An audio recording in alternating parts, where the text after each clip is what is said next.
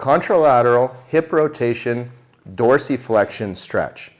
For this stretch, you'll have your client lay supine. And from the supine position, you'll then elevate their leg that's on the contralateral side of you. So in this case, it's Caitlin's left leg.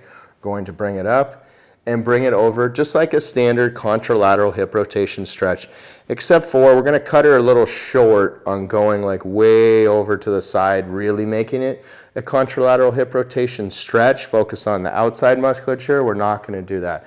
As soon as we start to get into some stretching and those abductors, what we're going to do is we're going to become very focused on the dorsiflexion. We're going to lift up gently on the heel while we pull the ball of the foot down. Now, as you go into this stretch, like I'm not applying much pressure at all yet. And Caitlin, 1 to 10, how intense is this? 6. Okay, so she's already at a 6. So when you get the client in this position and go into contralateral hip rotation, then add this focus and dorsiflexion, it's very intense. Typically, when you're doing a contralateral hip rotation, the client's going to feel the dorsiflex, the stretch in here a lot. So when you go focused on dorsiflexion, it's pretty extreme. So make sure you're having good communication with your client and asking on a 1 to 10 scale where they at.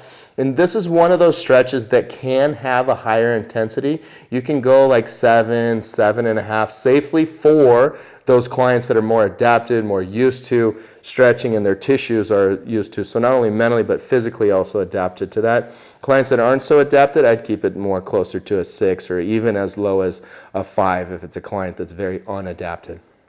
And so you're going to apply the stretch. You can also just hold on to the ball of the foot, and you can add some manual therapy there through the gastroc, working through the gastroc, and then of course working through the soleus, so doing massage through there.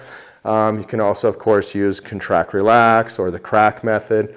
So she would push against me, go 10 seconds, and then she would relax and I'd go back in. For the crack method, she would contract her tibialis anterior while I apply pressure. When she lets go, I would just gently hold the position of where she got to and then start to add a little bit more stretch.